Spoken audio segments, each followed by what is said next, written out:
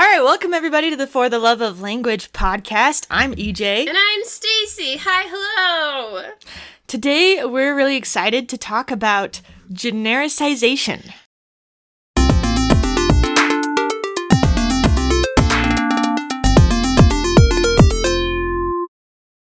Which I think is the correct way to pronounce it, but that's the way we're going with. Genericization. Exactly. So, what is genericization? Oh my goodness, EJ, I'm so glad you asked this question.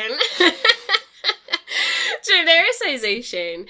A lot of people know it as this phenomenon where the brand name of something just gets turned into the catch-all term for the item in question. So I think the most iconic one, well, there's lots of iconic ones, but one of the most iconic ones, the one that I think of first, is Band-Aids. Band-Aid is a specific brand of adhesive bandages that you use when you have an ouchie or a boo-boo or your finger is bleeding. But because Band-Aid became so notorious for their high-quality adhesive bandages, sounds weird to just say adhesive bandages, Band-Aid became a catch-all term for just any adhesive bandage.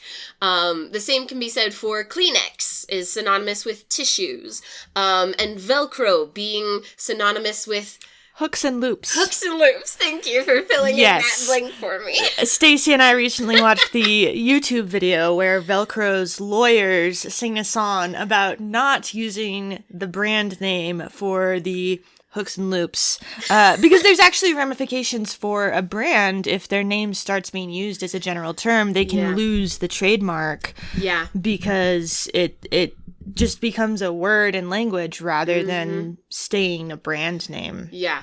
It's a very cute and funny video.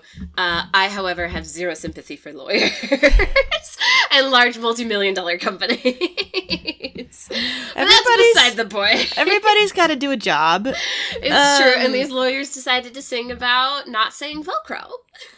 I don't want to get into an argument about this, actually. It's not an argument. But the idea is the same of these brand names. They have trademarks. They have copyrights on the product. It becomes genericized, and you can start to see it everywhere. Yeah. So and there's some things that brands try and do to stay distinguished. So, like, another one that this has happened with is Jell-O. Oh, yeah. And Jell-O has their, like, unique spelling with the dash in it that kind of keeps them differentiated. Yeah. But there's a lot of interesting things that can happen another one that I was thinking of is, speaking of Band-Aid, if you've heard their, like, jingle, this is, by the way, not a sponsored episode by any of these companies. Thanks for getting that out of the way. The song goes, I am stuck on Band-Aid brand because Band-Aid stuck on me. But you say Band-Aid brand. And that's a way that they get it in your head. They're like, oh, I'm stuck on the Band-Aid brand, not just any Band-Aid. So they found a way to, like, sneak that into the cute, catchy little jingle. Right, which is actually another interesting thing that we should probably talk about in another episode. Jingles? Is, like, and why things are so much more memorable in song form. Oh my god, yeah, we're totally going to talk about that. Yeah, because there is fun science behind it. Yeah, but, that's also a huge thing. But is there anything else you want to say about brands in genericization?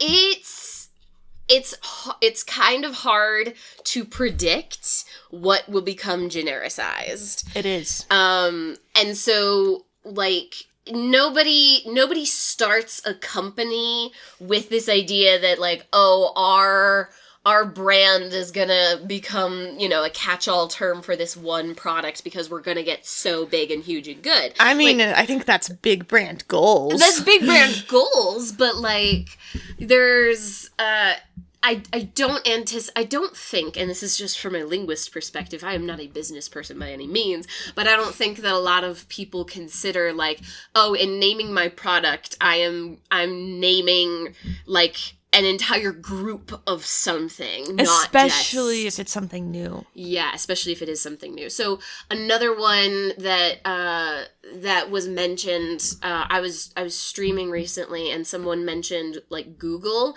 and how Google has kind of just become synonymous with the act of searching for something on the internet. Google didn't go out of their way to, like, I mean, now they actually have had some lawsuits about, being, like, monopolizing internet stuff. But, like, they didn't initially start out with being like, oh, we're gonna be the catch-all term for internet searches. There was also Yahoo search and Bing. But no one says, go ahead and DuckDuckGo it. Exactly. Everyone says, and even if that's not what you're using, like, even if you are using Bing, someone will just say, hey, can you Google it? Yeah. And that just means you're using whatever internet search browser you're going to use to search for something. And I actually really like some of those alternate browsers. Like DuckDuckGo especially has some really cool privacy functionality. But if you don't say Google something, it's almost unnatural how you have to talk around it. Like, use the search platform of your choice to look for. Yeah, exactly. Yeah, and similarly, there's like, I don't know if you've heard of this phenomenon. Some people enjoy watching pimple popping videos. I've heard of it. I can't say I'm into it. Okay, confession, I am. But one of the doctors that I like to watch uses, like, Q-tips. But, of course, he can't call them, like, legally, he can't call them Q-tips. So he has to say, cotton tip buds. And it's so long and obnoxious, and you're always like, wait, what are you talking about? Like, I see what you're using on screen, but, like, we just call that a Q-tip. Mm-hmm. But because of all this stuff, you have to walk around, like, this idea of, like, I can't legally say that, otherwise it's, like, sponsored content, or it's like, oh, this isn't the exact brand, so I have to say or cotton tip applicator is what it is, and I'm like, yeah. It's so annoying. Right, and it feels unnatural. Yeah.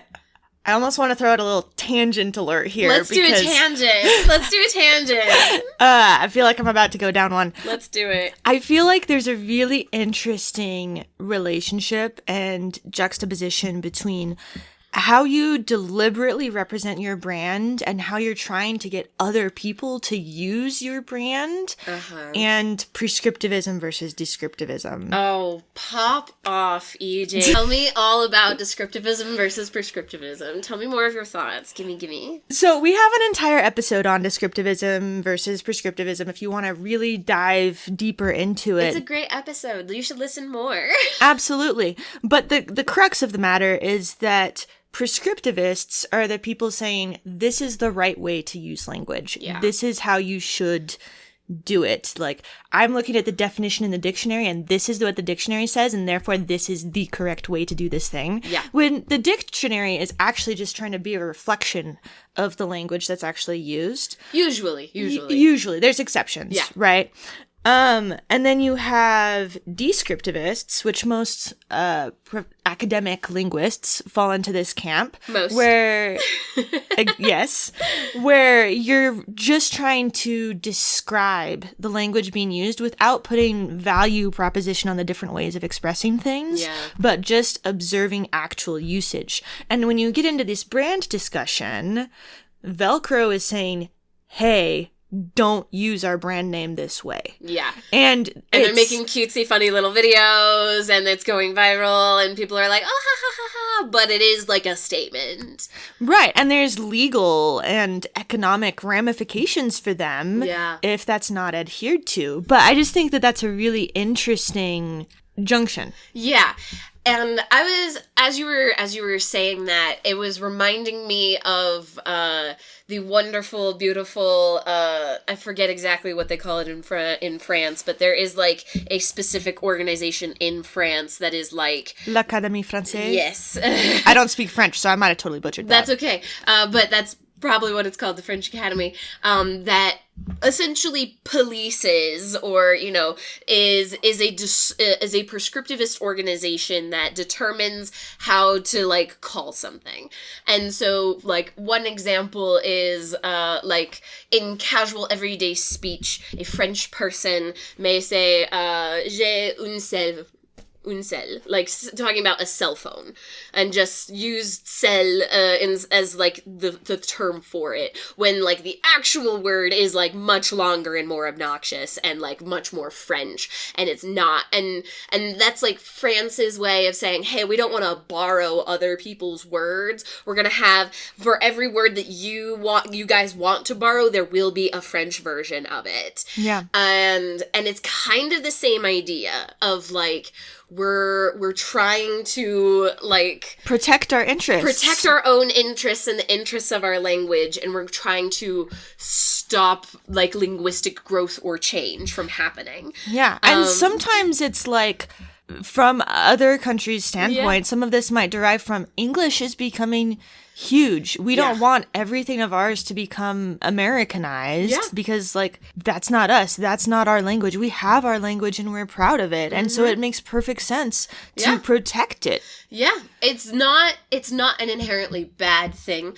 However, it's hard to control language. So, like, it's impossible. It's impossible. It is like trying to control the ocean, quite literally. And there's, like, the only, like, we can try to control it, but people are gonna do what people are gonna do, and at the end of the day, no matter how many books you write saying this is the way things should be, people are gonna do their own thing anyway.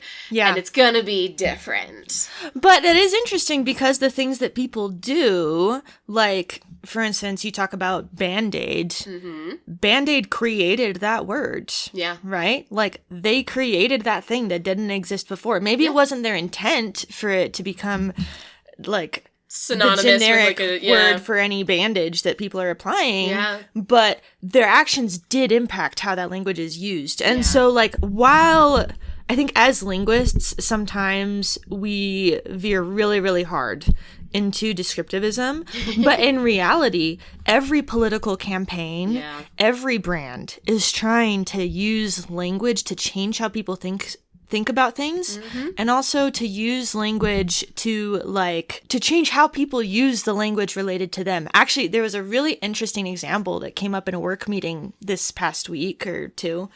And have you heard of the rainbow skink? The rainbow skink? I know what a skink is. A skink is a type of, like, a reptile. It's a reptile. I know about the blue-tongued ones, but what about these rainbow ones? So something that this was presented in a work meeting, and you can definitely look it up more, but basically there is this type of skink, so this animal that They're very cute lizards, by the way. Look very, them up. very cute lizards, Super cute. Which is probably why they were called a rainbow skink. However, it's an invasive species in some places, such as New Zealand. So guess what they tried to rename it in New Zealand? What did they rename it? The plague skink. Ooh, that's a good one. That's a good one. Yeah, New Zealand, I've actually learned about this recently. They're really, really focusing on, like, getting rid of invasive species. Right. Because they have, like, taken over a lot of the, like, local habitats and gotten rid of, like, there's a lot of endangered species now because of invasive species. And so New Zealand has been very proactive in trying to preserve natural and native environments and languages and peoples and cultures and traditions. Right. New Zealand does a lot of really cool work. Shout out to New Zealand. Well, and it is important to protect your natural habitats from invasive species. Like, of course it is. But it's so interesting that as part of that, like, if you have something you want to get rid of, you don't want it to be like the rainbow puff. You want it to be the cold, prickly, evil thing. Yeah, you villainize it. And so, like, that campaign clearly changes the name of something. It changes how people think about something. It changes people thinking that they're cute if suddenly you're associating it with the plague. Yeah. What a shame, because skinks really are cute, but they are very invasive.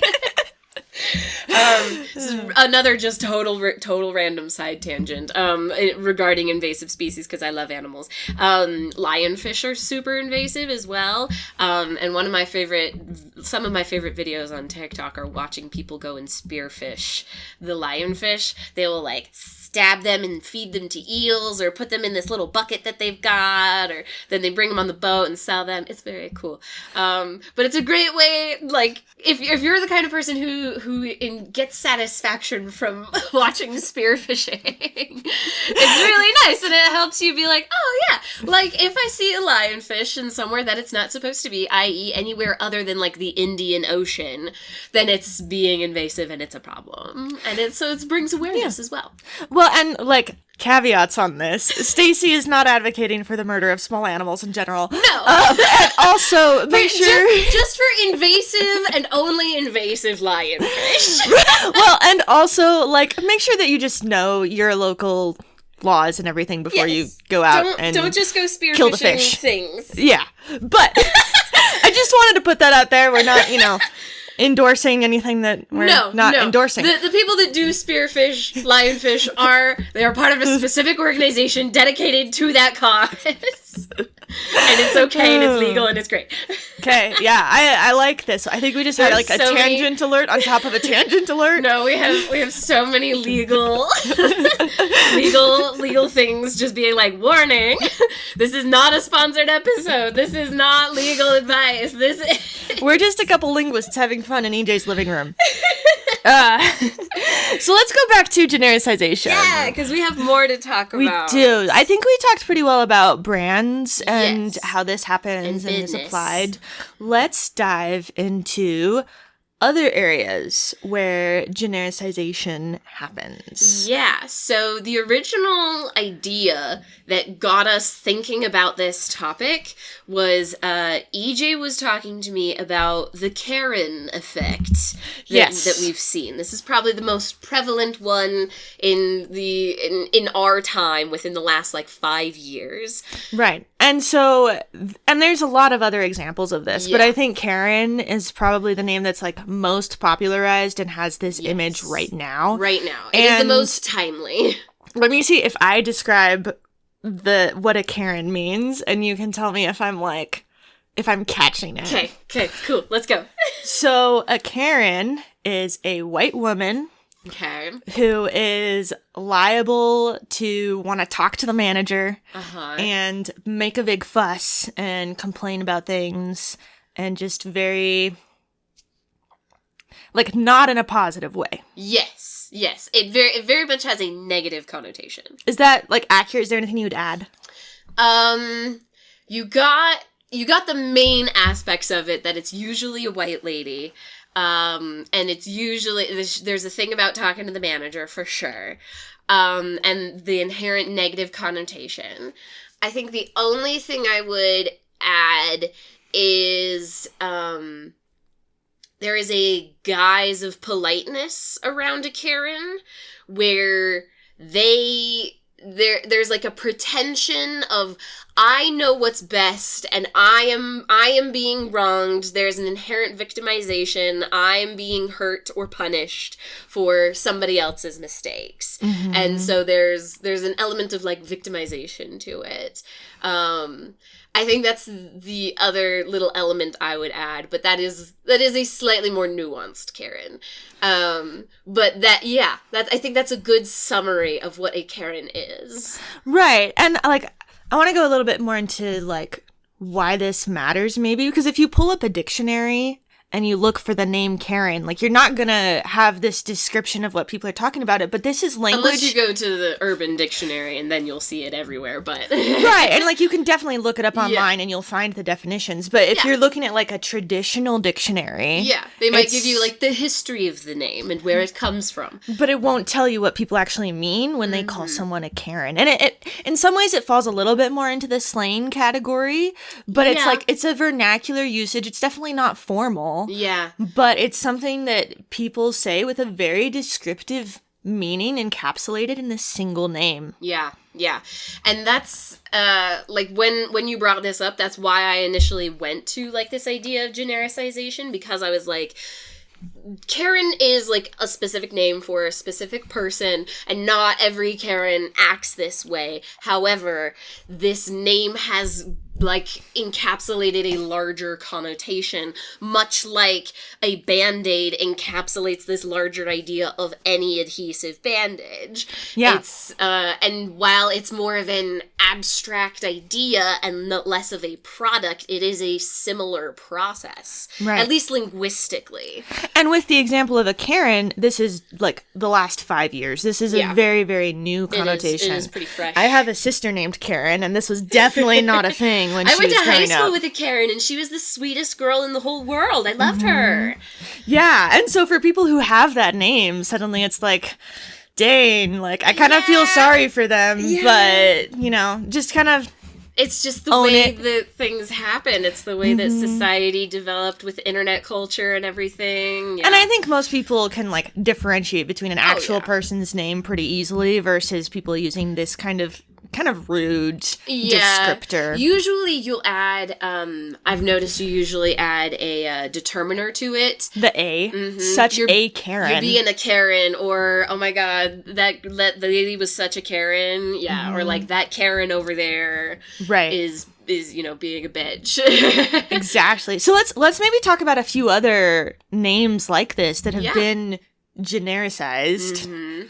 I feel really awkward saying that. It doesn't sound right because it's not a word I've used very much. It's not a word I use a whole lot either, but... But yeah, let's dive into a couple others. Yeah. So one that I've heard is Chad. He's such a Chad. Such a Chad. What does that mean? So a Chad this is an even newer one. So Karen's within like the last 5-10 years. Chad is even newer, and a Chad is usually like a super hyper masculine man who is very much into like the alpha bro culture. Usually has like red pill coded, like, oh, like men are the best and women suck and I'm the most masculine man in the world. I inject testosterone into my blood every day. And I do not mess around with beta boys. Oh, you beta boys are stupid. It's this idea of like hyper masculinity, like taking it to the extreme, and that person is usually a Chad. Okay, another day we're gonna have to talk about that whole alpha, beta, sigma thing, but we'll punt on that one. But just the way that you said beta male made me want to talk about that later. Fantastic, I love it. But yeah, I love that description. So if you hear anyone call someone a Chad, that's usually what they're referring. There's like all these other connotations to it. So those are both really, really recent ones, but there's some really old ones too. So this has been happening for millennia. Yes. When I brought this up, one that Stacey brought up was Judas. Yes. Right? So in the Christian tradition, Judas is the apostle who betrayed Jesus. Yes, and he was like the one who got him into the legal system and ended up resulting in Jesus's crucifixion, which is like a huge deal in Christianity. But so Judas became notorious and became synonymous with this idea of anybody who has gone out of their way to betray you. Yeah.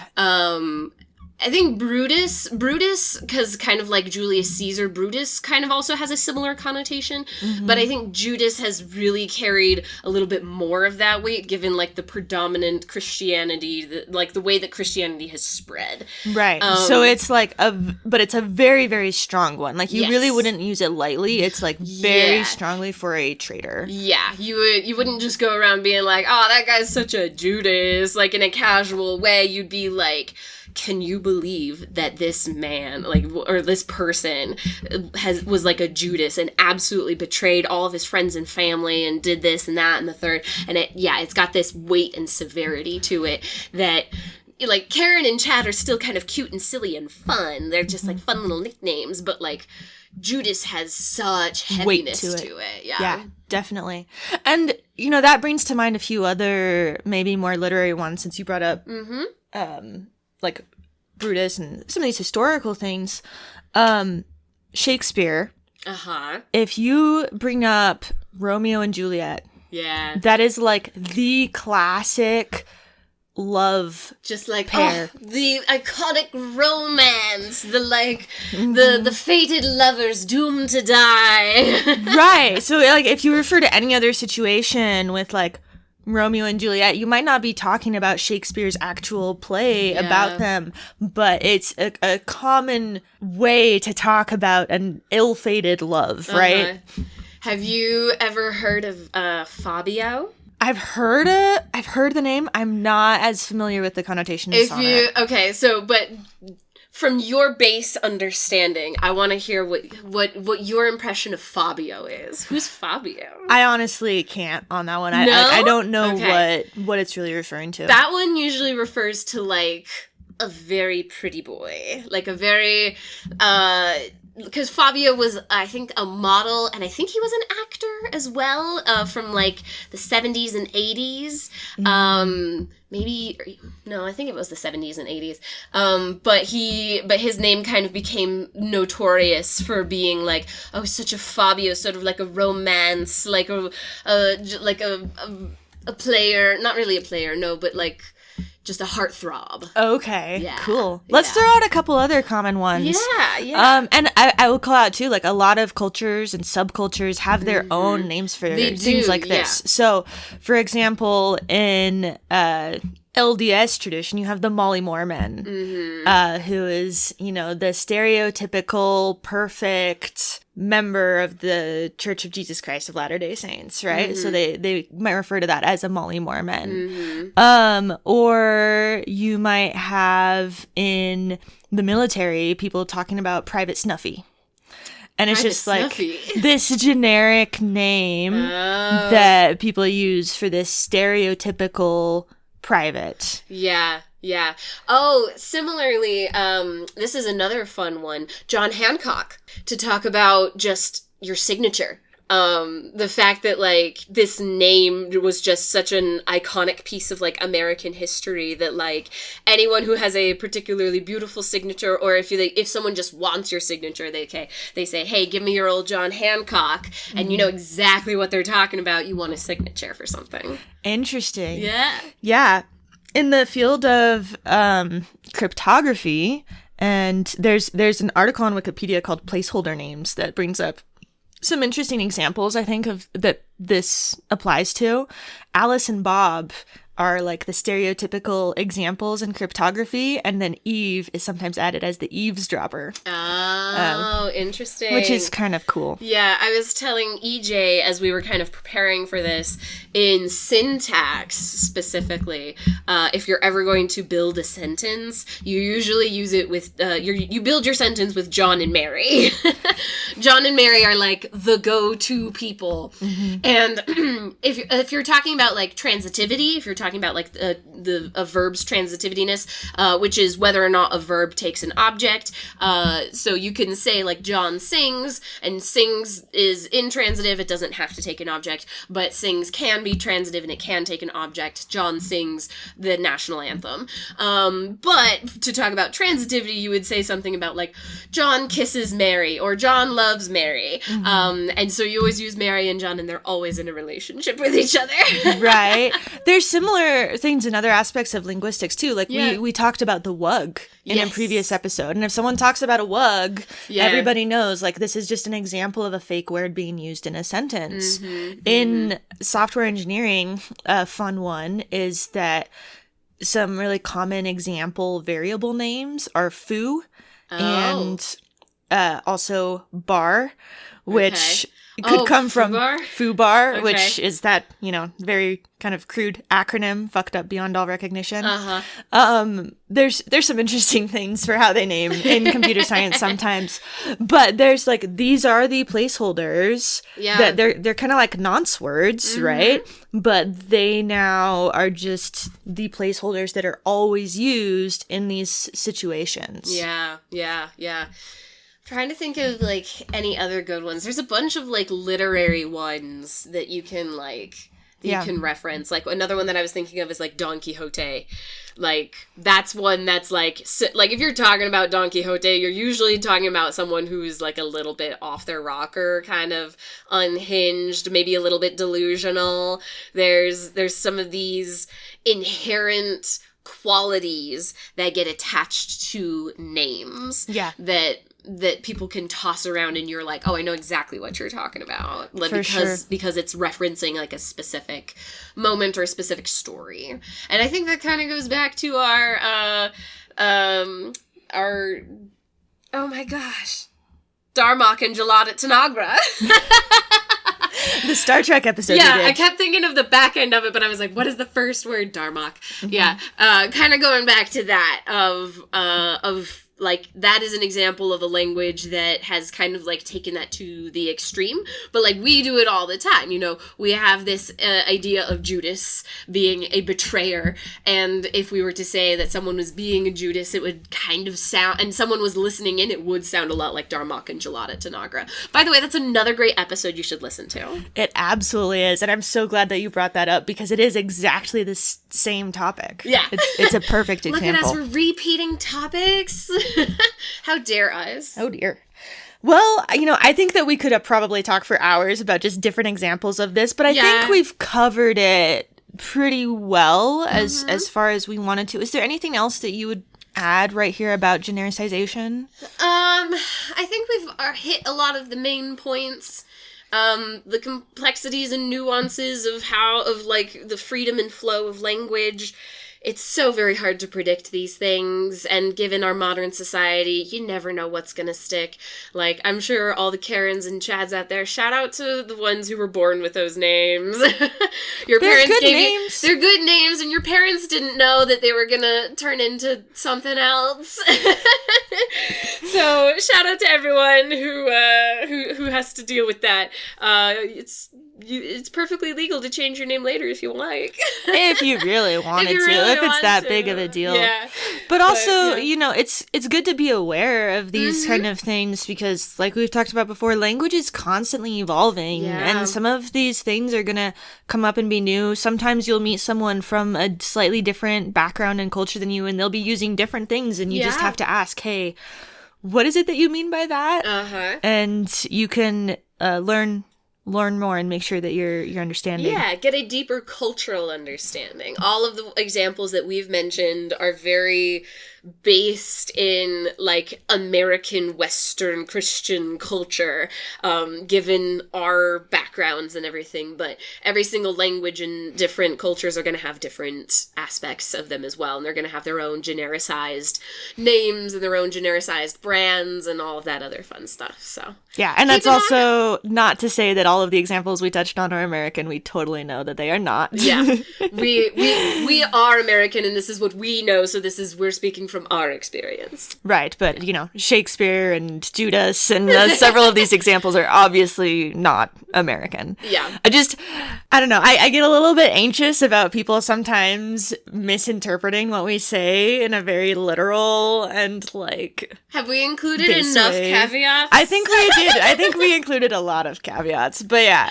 Anyways, really hope that you've enjoyed listening to this episode. Follow us at For the Love of Language on Instagram, and we'd love to hear from you. Thank you, and see you later. Bye.